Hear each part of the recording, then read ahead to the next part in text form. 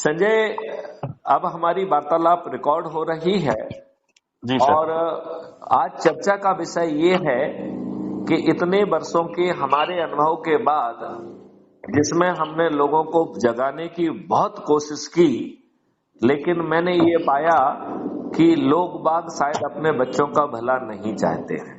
जी जो खतरा चारों तरफ से उनके ऊपर मंडरा रहा है, उसे भी वो शुतुरमुर्ग जैसा अनदेखा कर रहे हैं। जी मेरा कहना है कि बाकी चीजों को छोड़ दीजिए, गरीबी को, रोजगार को, सबको छोड़ दीजिए। आज जो सबसे बड़ा खतरा है वो है आने वाले समय में कैंसर और ऑटो इम्यून डिसीज का वो विभत्स रूप जो कि भारतवर्ष को दहलाने वाला है। जी मैं ये कहना चाहता हूं कि 4-5 बहुत बड़ी वजह हैं जिसके कारण यह देश बुरी तरह से cancer and auto immune disease के चपेट में आने वाला है, बुरी तरह से। जी जी जी उसका सबसे बड़ा कारण ये है कि माननीय एम.एस. स्वामीनाथन जिन्हें हम हरित क्रांति के जनक के रूप में जानते हैं, उनका दिमाग ब्रेन वॉश करके जो द्वितीय विश्व युद्ध के बाद जो कीटनाशक, जो केमिकल्स थे, उन्हें कीटनाशक के रूप में उपयोग में करते हुए देश में थोप दिया गया। जी हमारी जो है ना कृषि का जो बेस था, वो बैल थे, गाय थे, गोबर था, गोबर की खाद थी, उसे दुष्टता से तोड़ दिया गया है। पहले हमारी जो जमीन है वो इतनी भुरभुरी रहती थी, उसमें इतने जीवाणु रहते थे कि हमारा दुबला पतला बैल भी बड़ी आसानी से उसकी बखराई कर देता था।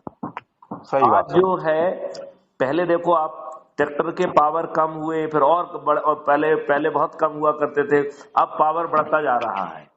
क्यों? जी। क्योंकि हमारी जमीन जो है वो निर्जीव हो गई है, हमारी जमीन के जो जीवाणु हैं वो मर गए हैं, और जो केमिकल फर्टिलाइजर हम डाल रहे हैं, यदि उसमें ज्यादा पानी आ जा रहा है तो उसमें क्षारीय गुण आ जा रहे हैं, साल्ट आ जा रहा है, जिसके कारण जमीन ऊसर हो जा रही है। राइट? जो नुकसान केमिकल फर्टिलाइजर और पेस्टिसाइड ने डे 1 पे किया है, वही आज हो रहा है।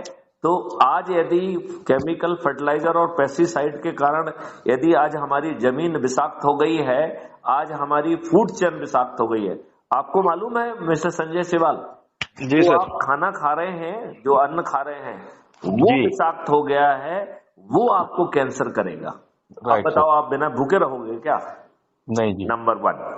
नंबर 2, देखिए हम सब लोग इतने खुदगर्ज हो गए हैं, मालूम नहीं पैसे को इतना महत्व क्यों दे रहे हैं कि आज हम दुष्टतापूर्वक हर चीज में हार्मोनल इंजेक्शन लगा रहे हैं, जिसको पिट्यूटरी इंजेक्शन कहते हैं, ऑक्सीटोसिन कहते हैं, जो कि हार्मोनल इंजेक्शन है, जो दूध बढ़ाने के लिए गाय, भैंस, बकरियां, मुर्गियां, फलों और सब्जियों में बेशर्मी से लगाया जा रहा है।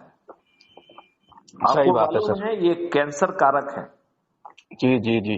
अब तीसरी बहुत बड़ी डायमेंशन है, वो है आपका दूध। जी 16 करोड़ लीटर दूध हम पैदा कर रहे हैं और 65 करोड़ लीटर दूध प्रतिदिन कंज्यूम हो रहा है। लगभग 50 करोड़ लीटर दूध टैंकरों में यूरिया जैसे हानिकारक पदार्थों से बनाया जा रहा है, और ये टैंकरों में बनाया जा रहा है। आप केवल 25% मिल्क ही पैदा कर रहे हो, 75% मिल्क हानिकारक केमिकल पदार्थों से बन रहा है, जो कैंसर कारित करने वाला है। जी। अब आप ये मानिए, यदि मैथिली शरण गुप्त अपने इस अभियान में सफल नहीं होते हैं तो भारत की 66% जनता, मतलब हर 3 में से 2 व्यक्तियों को कैंसर होगा। जी। तो आज ये समय आ गया है कि हमें लोगों से पूछना चाहिए कि क्या आप अपने बच्चों को कैंसर पीड़ित देखना चाहते हैं क्या? आज क्या आपको सोने का उचित कारण है क्या? और स्पेशली जबकि आपको इस अभियान के तहत ना तो पैसे खर्च हो रहे हैं, ना आपको कोई जुलूस निकालना है, ना धरना देना है, ना चक्का जाम करना है, ना रेल रोको करना है। इसके बावजूद भी आपको सरल विकल्प दिया गया है, पर्दे के पीछे सदस्य की शपथ और पर्दे के आगे जो है चंद्रगुप्त की शपथ। और यदि बिना खर्च के और ताज भी आपके सिर पे आ रहा है, इसके बाद भी यदि हम ये सब कर रहे हैं और नहीं कर रहे हैं या नहीं जाग रहे हैं, तो हम दुष्ट हो गए हैं। राइट जी अब जैसे अपना लक्ष्य कहें तो ये लक्ष्य इतना बड़ा है और इतना सुंदर है।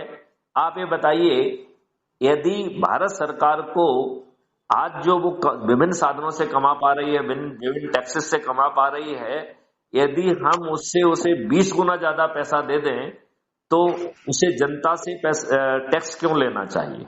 जी लेना चाहिए क्या? नहीं, जब पैदावार है तो क्यों लेंगे जी। तो क्राइम फ्री भारत का जो रेवेन्यू मॉडल है, उससे आज जो भारत सरकार कमा पा रही है, वो पब्लिक को धन की वर्षा करते हुए सरकार के पास दुगना पैसा लेके आ रही है, 10 टाइम पैसा लेके आ रही है। जी और दूसरा जो पैसा आएगा वो आएगा पेपर करेंसी फ्री भारत से। जी तो डिजिटल करेंसी हम नहीं कहेंगे, हमें पूरी तरह से पेपर करेंसी से मुक्त करना पड़ेगा। और पेपर करेंसी बहुत कॉस्टली चीज है। राइट जी जी जी और उसमें सभी बदमाशियां मक्कारियां भी उसी पेपर करेंसी से हो रही हैं। जी भ्रष्टाचार भी पेपर करेंसी के कारण हो रहा है, जी हवाला भी पेपर करेंसी के कारण हो रहा है, जी टुकड़े टुकड़े गैंग भी पेपर करेंसी के कारण पल रहे हैं, जी हथियार, ड्रग, नक्सल सभी पेपर करेंसी के ऊपर फलीभूत हैं। तो यदि जी हम पेपर करेंसी को जो है ना खत्म करते हुए और जो डिजिटल करेंसी है जो कि ट्रेसेबल भी होगी, और मैं आपको जी गारंटी लेता हूं 6 महीने में मैं इस देश को साइबर क्राइम फ्री कर सकता हूं, मैथिली शरण गुप्त, जी गारंटी के साथ।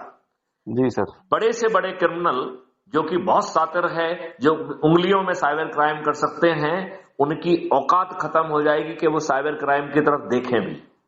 जी क्यों? क्योंकि वो जेल में सड़ जाएंगे, उनकी संपत्ति जब्त हो जाएगी। जी तो ये जो साइबर क्राइम करने वाले थोड़े से होशियार लोग हैं कि नहीं है? जी गधा व्यक्ति साइबर क्राइम कर सकता है क्या? नहीं करता जी, साइबर तो थोड़ा सा साधारण होशियार आदमी व्यक्ति तो कर ही नहीं करेगा। सकता। चाहे वो जो है फोन करने वाले गधे हो सकते हैं, लेकिन उसके पीछे बैठा हुआ आदमी तो बुद्धिमान जी जी जी है कि नहीं है? बिल्कुल सही सर। अब आप ये बताइए कि जो साइबर क्राइम है वो मैं उसे हमेशा मछली पकड़ने का नेट मानता हूं। राइट जी तो बहुत सारे लोगों पर प्रयास किया जाता है, एक आध फंस जाता है। अब जैसे कुछ दिन मुझसे भी पहले एक फोन आया मुझे एक लड़की का कि सर आपने एक टाटा जो है ना इंश्योरेंस का एक वो लिया था जिसमें आपने 50,000 रुपए जमा किए थे, इसके बाद आपने जमा नहीं किए हैं, अब उसकी जो है 1,20,000 कुछ हो गया है, ये पेंशन फंड में चला जाएगा। तो मैंने कहा जी कि आप मुझे मूर्ख बना रहे हैं, हमने टाटा इंश्योरेंस का कोई इंश्योरेंस ही नहीं लिया है। जी मैंने उसे बताया नहीं कि मैंने 25 साल से तो कोई इंश्योरेंस ही नहीं लिया है। ठीक है ना? जी जी है? तो मतलब ये इतने धूर्त लोग हैं कि ये मुझे भी नहीं छोड़ रहे हैं। राइट मैंने उस नंबर को सेव किया है। जी वो तो फर्जी है ना जी, नंबर है? फर्जी होते हैं जी ये लोग तो। नहीं नहीं, किसी का एड्रेस होगा, हमारा किसी का सवाल वो तो सवाल ही नहीं है। जी मेरा ये कहना है कि ये हम चाहें तो ये छिप ही नहीं सकते। जी जी जी हमारी जी पुलिस जो है ना फालतू की चीजों में लगी हुई है, इन चीजों पे उसका ध्यान ही नहीं है, जी हमने जी उसकी क्षमता ही विकसित नहीं की है। तो यदि राइट बिना सर। थाने जाए एफआईआर दर्ज हो जाए, सभी एविडेंस कैप्चर होके पहुंच जाए, वो अरेस्ट भी हो जाए, उसमें भी पुलिस को ना जाना पड़े और उसको 30 दिन में सजा हो जाए, उसकी संपत्ति जब्त हो जाए, तो वो क्या मूर्ख है जो साइबर क्राइम की तरफ देखेगा? सही बात सर। तो साइबर क्राइम करना तो दूर की बात है, सोच ये में भी नहीं साइबर आएगा जी। क्राइम की तरफ सोचना और देखना भी पसंद नहीं करेंगे। बिल्कुल सर। मतलब डुएबल होने के बावजूद भी उनकी औकात नहीं होगी साइबर क्राइम करने की। Right sir. तो this is the second part. अब तीसरी बात देख लीजिए, तो आपके पास जो है यदि देखिए जो भी करेंसी है ये बहुत तेजी से मूव करती है। जैसे अज्यूम करिए कि मैं आपको अभी 50,000 रुपए दे दूं तो आपके पास रहेंगे क्या? वो आप तत्काल नहीं उसको दे दोगे जिसको आपको भुगतान करना है, फिर वो तीसरे को बिल्कुल देगा, फिर वो चौथे को देगा, फिर पच्चे को देगा, फिर छठवें को देगा। जी यदि इसमें 2% ट्रांजेक्शन फीस है तो गारंटी से जो आज सरकार को जो टैक्स मिल रहा है उससे 10 गुना ज्यादा पैसा 2% की ट्रांजेक्शन फीस से मिल जाए।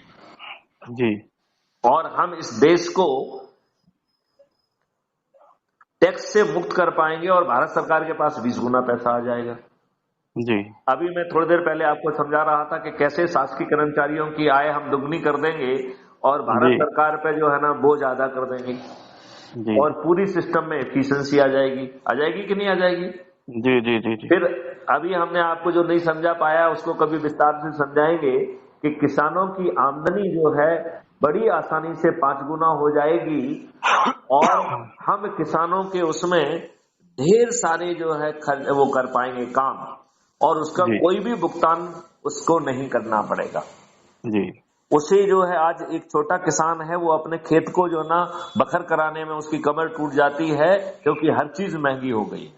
जी अब कल यदि उसके खेत में खुद चल के मजदूर पहुंच जाएं, अच्छे अच्छे टूल्स लेके जो वो बोना चाहता है वो बुग जाए और उससे 5 पैसे ना मांगे जाएं और जो उससे जी प्रोड्यूस निकले उसका 1 MSP उसको मिल जाए तो उसकी आमदनी 5 गुना हो गई कि नहीं हो गई। जी जी जी और जो ये भुगतान है ये जो कंज्यूमर एंड पे क्योंकि मालिक जो है वो किसान बना रहेगा जी तो कंज्यूमर एंड जो अभी 4 गुना 5 गुना पैसा दे रहा है उसे भी राहत मिलेगी, उसे 3 MSP पे हर माल मिलेगा राइट सर और जो 2 MSP बचेंगे वो कॉस्ट सेटलिंग अकाउंट में जाएंगे तो उससे जितनी भी आप जो ये कार्रवाइयां कर रहे हैं वो 10 साल में 15 साल में 20 साल में पट जाएंगी और जो बड़े खेत हैं उनमें खाइयां भी खुद जाएंगी, उसमें जो है ना गौशालाएं भी खुद जाएंगी।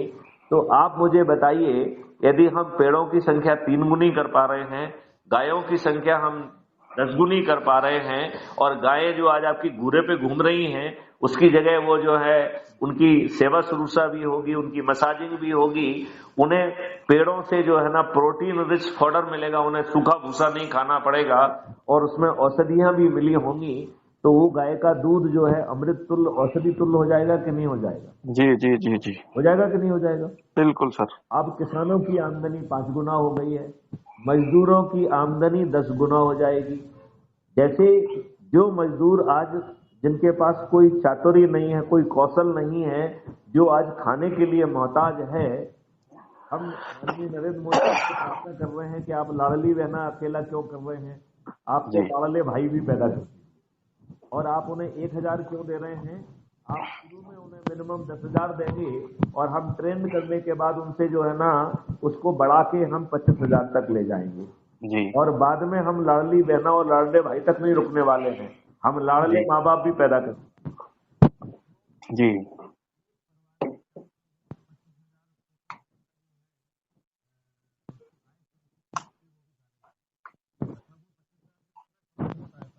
हेलो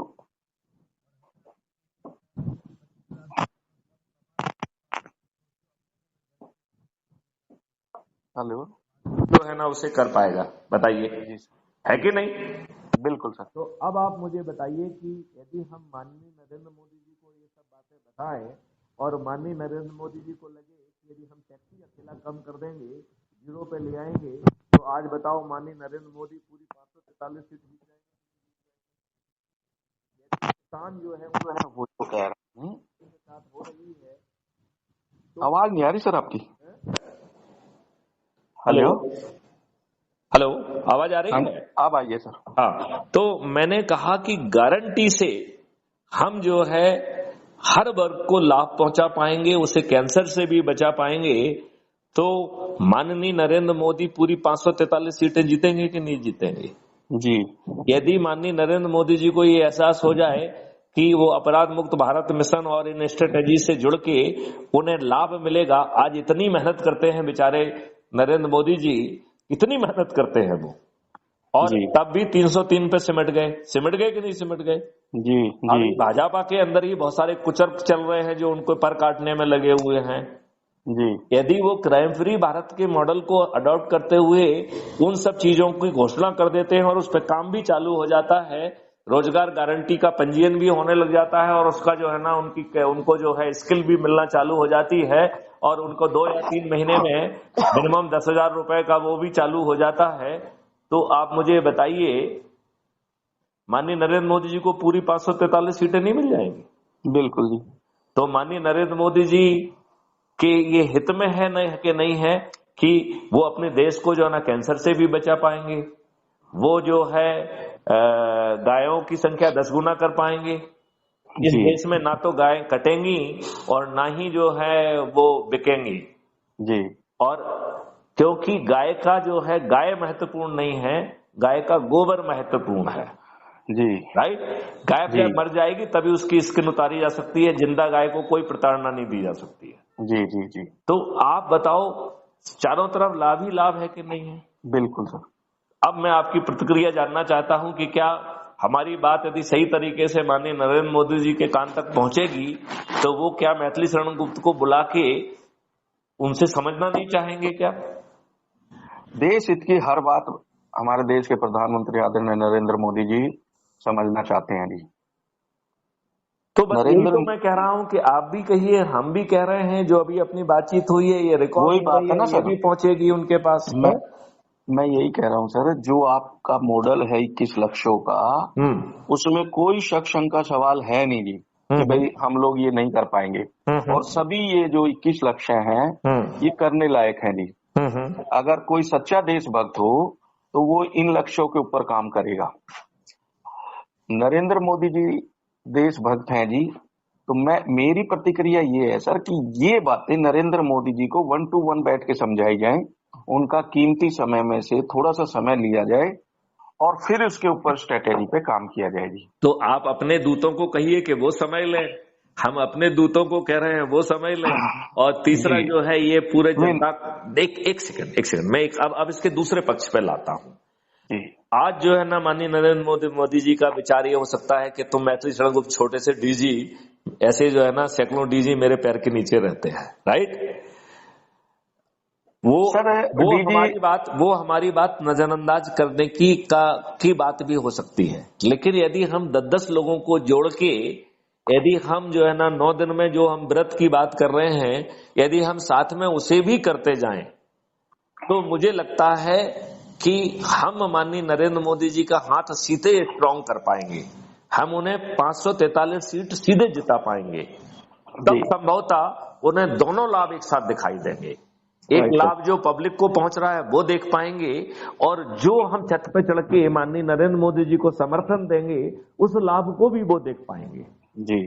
और जो जनता है उसे कुछ देना नहीं पड़ रहा है, और उसे यदि और कुछ नहीं चाहिए, यदि समृद्धि भी नहीं चाहिए, 5 गुना इनकम भी नहीं चाहिए, 10 गुना इनकम श्रमजीवियों को भी नहीं चाहिए, उन्हें अच्छा भारत नहीं चाहिए, उन्हें जो ना थाने में जो है ना अपनी FIR दर्ज कराने के लिए कोई वो नहीं है, उनका सिर फटा रहा है, उनको भगा दिया जाए, उन्हें कोई दिक्कत नहीं है, तो इन सब चीजों को भी नजरअंदाज करके सिर्फ एक चीज को ध्यान में रखा जाए कि क्या आप अपने परिवार में 2 व्यक्तियों को कैंसर में पीड़ित देखना चाहते हैं हर 3 में से?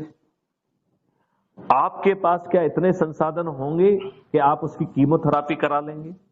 जी। तो आप अपने बच्चों को क्या दे रहे हैं?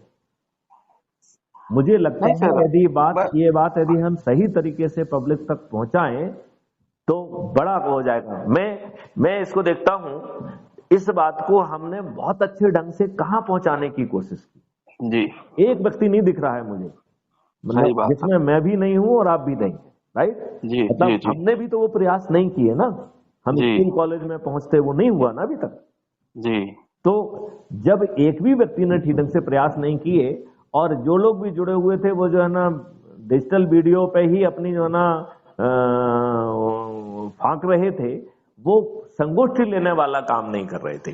अब आप ये बताइए कि यदि अपने ही जुड़े व्यक्तियों को यदि आप फोन करते हैं कि भैया दादा बहुत समय से हम आपके पास नहीं आए हैं, आपके साथ एक चाय पियेंगे, और भाभी जी को और 2-4 लोग यदि पड़ोस के भी आ जाएंगे तो आपके हित की कुछ बातें करना है हमें जी। आप बताइए, जब आप इस भाषा में उन्हें हमारे वीडियो ही सुनाएंगे तो मुझे लगता है कि 99% को तो समझ में आ जाना चाहिए जी। राइट। तो यदि वो डरे सहमे हैं तो सदस्य की शपथ ले लें, निडर निर्भीक हैं तो चंद्रगुप्त की शपथ ले लें। बदले में जब हम 100 करोड़ हो जाएंगे, छत पे चढ़ेंगे, तो हम माननीय नरेंद्र मोदी जी के हाथ को स्ट्रांग कर पाएंगे, और यदि वो नहीं सुनते हैं तो हम उन्हें पराजित भी कर पाएंगे। देखिए, भय बिन होए ना प्रीत, हमें माननीय नरेंद्र मोदी जी के मस्तिष्क में भी ये भय पैदा करना पड़ेगा कि ये 21 लक्ष्य देश की प्राथमिकता है। It can not be the pleasure of माननीय नरेंद्र मोदी जी। जी जी जी जी जी। यदि हमने ये भय पैदा कर दिया और साथ में उन्हें हमने ये उनके हाथ भी स्ट्रांग कर दिए और उन्हें 543 सीटों पे जिताने का वो भी कर दिया। अच्छा, अब इसमें एक लक्ष्य वो भी है कि आपराधिक लोगों को टिकट नहीं मिलेगा, राइट? जी तो हम उनको जो है ना थोड़ा लीवे दे देंगे कि जो जी प्रेसिडेंट यदि ये सर्टिफिकेट देता है कि ये मुकदमे जो है ना ठीक नहीं है, ये फर्जी हैं, तो आप 1% लोगों को टिकट दे सकते हैं। तो जी 543 में 5 या 6 लोगों को दे दीजिए आप। तो जो जी बहुत ही महत्वपूर्ण है, अभी जो 65% के जो है ना क्रिमिनल्स घुस गए हैं, उनमें से 55% तो बाहर हो जाएंगे कि नहीं हो जाएंगे? बिल्कुल सर। और माननीय नरेंद्र मोदी जी को 2-4 लोगों में रुचि होगी, 6 लोगों से ज्यादा तो रुचि नहीं होगी। जी और जिन लोगों में रुचि नहीं है, वो जो है टिकट की पात्रता नहीं रखेंगे, तो उनके तो दुश्मन कट गए कि नहीं कट गए? जी जी जी जी तो यदि माननीय नरेंद्र मोदी जी को ये फार्मूला समझा दिया जाए कि इस फार्मूला में आपका हित है और हम आपके लाभ के लिए एक छोटा सा ये प्रोविजन भी कर देंगे, हम तो कह रहे हैं 1% की जगह हम 5% कर देंगे, ठीक है ना?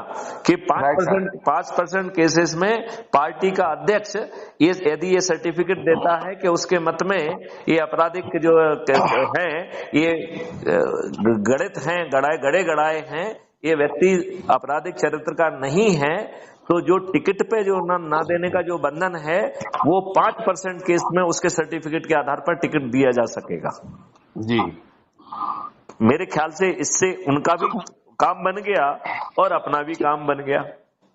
जी और बाकी जो आपराधिक रिकॉर्ड के लोग हैं, वो चूंकि ना तो ये खड़ा कर पाएंगे ना कोई दूसरा खड़ा कर पाएगा, राइट? जी तो वो क्या बीजेपी के लिए खतरा बनेंगे क्या? नहीं। ब्रजभूषण को ना यहाँ से टिकट मिलेगा ना कहीं दूसरी जगह से टिकट मिलेगा, तो ब्रजभूषण क्या खतरा बनेंगे फिर? आप बताओ, ब्रजभूषण खतरा बन पाएंगे क्या? नहीं नहीं सर। तो फिर माननीय नरेंद्र मोदी जी को तो फायदा ही फायदा हो रहा है ना। जी जी जी। तो अब आप इस पे मुझे पूरी प्रतिक्रिया दें। हमने जो आपको पूरा विवेचन बताया है, उससे आप किस हद तक सहमत दिख रहे हैं और आप हमारी तरफ से माननीय नरेंद्र मोदी जी से क्या प्रार्थना करना चाहेंगे? सर देखिए, पहली बात तो मैं 100% आश्वस्त होता हूँ कि इस लक्ष्य देश में शामिल हो और इनके ऊपर काम हो, तो जिससे हमारा हर देशवासी स्वस्थ और एक अच्छा भारत की जो कल्पना करता है वो इससे भलीभूत लाभान्वित हो।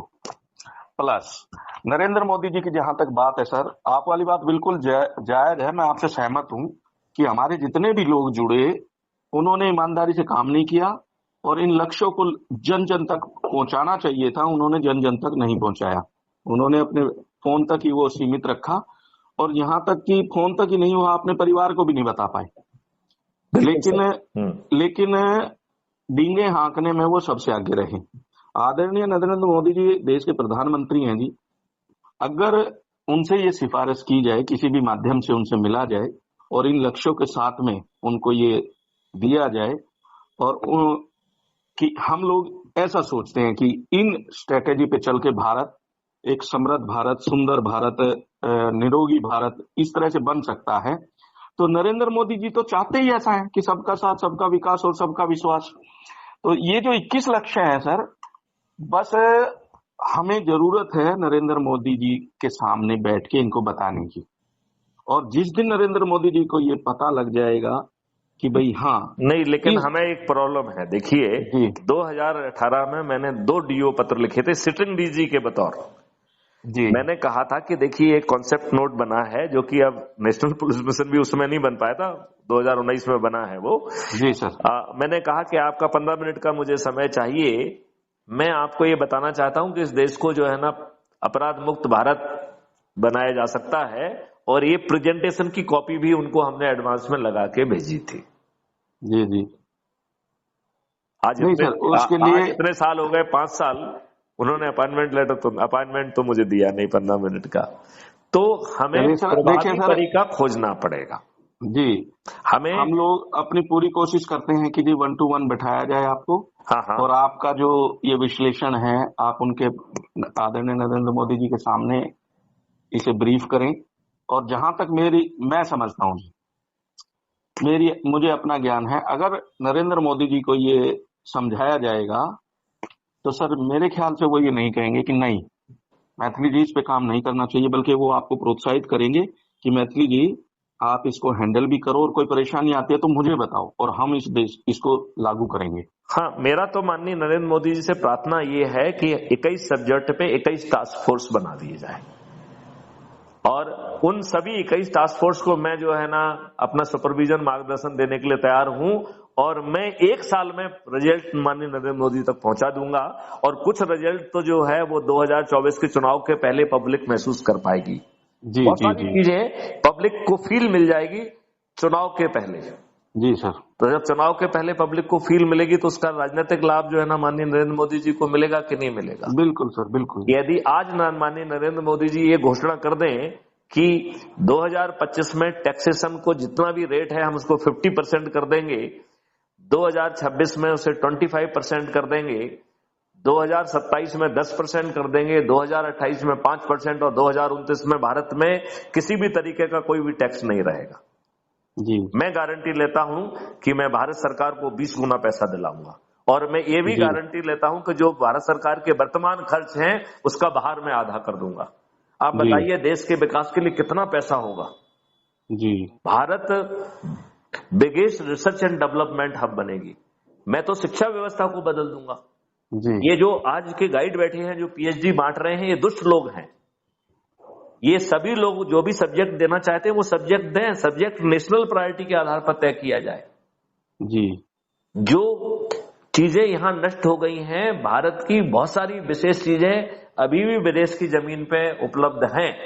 हमें अपने पीएचडी स्कॉलर्स को जो है विदेशों में भेजना चाहिए। धन की चिंता तो होना चाहिए। जब भारत के पास 20 गुना ज्यादा पैसा होगा तो धन का तो कोई इशू रहेगा ही नहीं ना। जी जी जी जी। हमारे जो विद्वान लोग बाहर हैं, जो उनको जो है ना ये बड़ी कंपनियां वेतन दे रही है मैथिली को, तो उनको उससे दुगना पैसा देंगे। जी। बताइए, आप बताइए गूगल ने क्या किया है? गूगल का एक काम ओरिजिनल नहीं है। गूगल जिन इमेज को यूज करता है वो खरीदी हुई है। गूगल जिन ऐप को यूज कर रहा है वो सब खरीदे हुए हैं। गूगल रोज जो है ना 1-2 कंपनियों को जो है ना एक्विजिशन करता है, एक्वायर करता है और वो सब भारतीय हैं। जी। अभी मैं खुद जो है ना एक वेयर इज द ट्रेन, जब मैं डीजी रेलवे था तो मैं उससे टाई अप कर रहा था कि मैं तुम्हारे ऐप में जो है ना सिक्योरिटी फीचर्स देके हम आपको सपोर्ट और रेस्पॉन्स दे देते हैं, राइट? एक दिन उसका फोन आया उसके मालिक का कि सर मैंने अपनी कंपनी भेज दी है, इतने में बिक गई है और मैं जो है ना 3 साल तक उसका एग्जीक्यूटिव ऑफिसर में ही रहूंगा। जी। तो अब सर मैं आपके साथ आगे काम नहीं कर पा रहा हूं, मुझे इसमें खेद है। तो ये गूगल जो बहुत बड़ा दिख रहा है ये बहुत बड़ा बिल्कुल नहीं है। जी जी जी। गूगल जैसे जो है ना सैकड़ों गूगल जो है ना 1 साल से कम अवधि में भारत में पैदा किए जा सकते हैं। वो है ना सर कि उसका दिमाग तो है सर, उसने दिमाग से लोगों को खरीदा ना जी। मैं ये कह रहा हूं जब हमारे पास पैसा होगा तो हम गूगल से ज्यादा बड़ी कीमत लगा के खरीद लेंगे। ये तो बात है सर। फिर क्या दिक्कत है? तो वही जो यदि वो जो है हमारे इसको पिचाई को 365 करोड़ दे सकता है तो हम उसे 700 करोड़ दे देंगे। भाई क्या दिक्कत है? जी। हाँ, और वो 700 करोड़ इन्वेस्ट तो यही होंगे भारत में ही, क्या दिक्कत है? जी जी जी। हाँ? तो कोई दिक्कत नहीं है, ये महापरिवर्तित भारत जमीन पे उतर जाएगा। जी सर, जी सर। तो चलिए सर मैं कोशिश करता हूँ माननीय प्रधानमंत्री जी का समय लेने की जी। बिल्कुल। ये तो आप तो यही जो अपनी वार्तालाप है यही भेज दीजिए कि साहब इसको सुन लीजिए और यदि आपको लगता है कि इसमें जो है ना भाजपा का और माननीय नरेंद्र मोदी जी का कुछ हित है तो बुला लीजिए और यदि आपको नहीं है तो राम राम। जी जी। देखिए आप अपने हित में काम करिए। जी जी जी जी। आपको यदि देश हित की चिंता ना भी हो तो भी कोई दिक्कत नहीं है, लेकिन मेरा कहना है इसमें आपका हित है। आप इतने पापड़ बेल के 303 ही तो ला पा रहे हो जी। हम तो इससे कम पापड़ में आपको पापड़ ही नहीं बेलना पड़ेंगे, आपके पापड़ तो हम बेलेंगे जी। छत पे तो हम चढ़ेंगे जी जी। आपको तो सिर्फ सपोर्ट करना है, थाली तो हम बजवाएंगे। सही बात। आप सपोर्ट कर दीजिए और आप जैसे ही सपोर्ट करेंगे हमारी स्पीड जो है ना जो 9 दिन की जगह 4 दिन में हो जाएगी। जी जी जी। और 4 दिन में जब पब्लिक ये कहेगी तो कोई दूसरा आपसे ये भी नहीं कह पाएगा आप क्यों कर रहे हो। जी। यदि कोई 100 करोड़ जनता जो है ना थाली बजा के कहिए कि सीएए चाहिए तो सीएए को इम्प्लीमेंट करने में माननीय नरेंद्र मोदी जी अपने आप को स्ट्रांग फील करेंगे कि नहीं करेंगे? जी जी जी। आप ये बताइए यदि 100 करोड़ जनता छत पे चढ़ के थाली बजा के माननीय नरेंद्र मोदी जी से कहेगी कि साहब ये जितने भी जो है ना संविधान के विरुद्ध नियम कानून बनाए इनको सबको रद्द करिए। जी। दूसरे दिन माननीय नरेंद्र मोदी हाँ की जीत और ना की हार के दंग सब रिपील कर देंगे कि नहीं कर सही देंगे? बात है सर। तो हम तो उनकी एक स्ट्रांग हैंड बन सकते हैं। जी सर, जी सर। और देखिए, आपको तो जो है ना एमपी भी बनना है, मैथिली गुप्त को तो ना एमपी बनना है ना मंत्री बनना है। हमें तो 21 लक्ष्यों के साथ जो है ना महापरिवर्तन चाहिए। उस महापरिवर्तन के लिए मुझे जो कुछ भी करना पड़ेगा वो सब करूंगा, इंक्लूडिंग माननीय नरेंद्र मोदी जी को हराना। ठीक है सर। क्योंकि हमारा ये मानना है कि यदि हम माननीय नरेंद्र मोदी जी के ऊपर भी थोड़ी सी व्यवस्था की तलवार लटकाएंगे तो उन्हें अपने कैडर को भी समझाने में मदद मिलेगी कि नहीं मिलेगी? जी जी जी, कि भैया 100 करोड़ लोग थाली बजा रहे हैं, कल हम हार जाएंगे, कर दो। जी सर, तो जी सर। जनहित में है, देश हित में है और ये फायदा भी मिल जाएगा। बिल्कुल सर, है कि नहीं? जी सर। तो चलिए फिर संजय सिवाल जी, माननीय नरेंद्र मोदी के नाम से आप क्या अपील करना चाहते हैं? नरेंद्र मोदी जी से यही अपील करूंगा सर कि आपके द्वारा जो 21 लक्ष्य देश हित में बनाए गए हैं उन्हें जल्दी से समझें और जल्दी से आपको समय दे और उसको ब्रीफ लें और उसे जल्दी से जल्दी देश में लागू करें। मैं भी जो संजय सिवाल जी ने भावना की है, मैं भी करबद्ध जो है ना प्रार्थना करता हूं अपने प्रिय जो है लोकप्रिय माननीय प्रधानमंत्री महोदय से। लोगों की बहुत आपसे जन अपेक्षा है, आओ हम मिलकर इस देश को जो है ना एक महापरिवर्तन दें।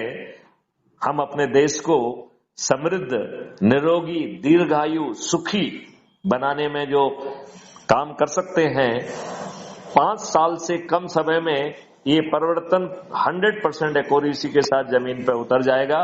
ये मैं जो है आपको गारंटी देता हूं और आप जिस फॉर्मेट में मुझसे गारंटी चाहते हैं वो गारंटी भी मैं देने के लिए तैयार हूं।